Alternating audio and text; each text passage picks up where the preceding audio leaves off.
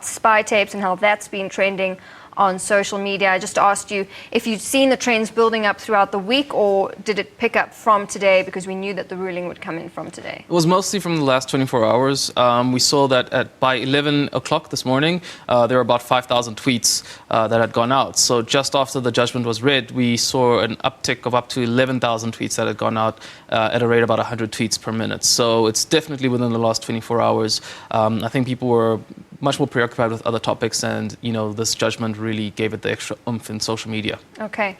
Also, something big that's happened in social media in terms of court stories, the Constitutional Court's ruling on the Please Call Me case. I mean, that's been going on for the Nkosana Makati. He's been fighting this for about 16 years now. So that was a big one in terms of social media. Definitely. It's got about 14,000 tweets on Twitter, reached about 4 million accounts. Definitely people were talking about it. A lot of the reactions were positive, congratulating Nkosana for getting finally justice on his side.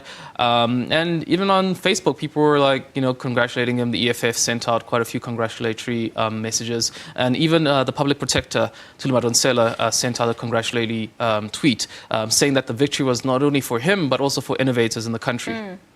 Okay, and then yesterday we saw the Mall of Africa open, and all we heard about was how terrible the traffic was there, people flocking to take advantage of all the specials. Yeah. What's been the buzz around the Mall of Africa?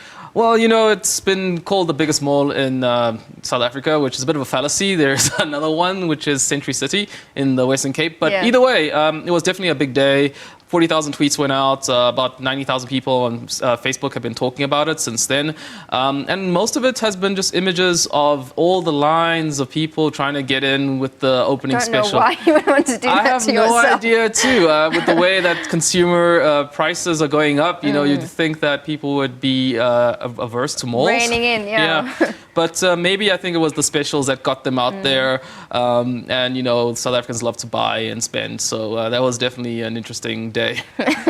And another thing South Africans love is public holidays. And we had a very important public holiday on Wednesday, our 22nd Freedom Day. Yeah, it's a very special day for South Africans. I remember I was a kid. I was about 10 years old when it happened, when we had our first democratic elections. And so it's a day that a lot of South Africans get very introspective. A lot of the tweets were, tweets about people saying, happy Freedom Day, but also people saying that, we need to remember, the sacrifices that were made by those who struggled against apartheid. So definitely a very introspective day. Got quite a lot of tweets out there, about 40,000 as well. And, a lot of companies and organizations, trying to get people to remember the reason why we celebrate the day. All right. And then lastly, we've got something from entertainment news, Beyonce's new album, Lemonade. It's been getting a lot of people talking. The music video, the whole release. I mean, it's just what have you observed on social media? Well, it launched on Sunday. And that was the day it dropped, and since then it's just been trending worldwide. About 3 million tweets have gone out since then. A lot of local celebrities enjoying it. I'm not really the biggest Beyonce fan. If I had a girlfriend, I would be dying because she'd probably be talking about her the whole time. But Queen Bee is definitely on everybody's lips. Quite a few people are hoping that she'll make part of her tour, her world tour, South Africa. But we've yet to see that. So right now, people are enjoying her album. It's on iTunes, and it's the talk of the day. And it's the whole topic around the cheating thing. And, yes. Has her husband cheated? That whole thing. So it's really got people talking. Yeah, and not only just the cheating, but who is the picky with the nice hair? I have no idea, and I don't know why anyone should care. But that's definitely part of the conversation. Jay cheating. I guess even celebrities have infidelity. Okay, Siyabonga Africa, with everything social media.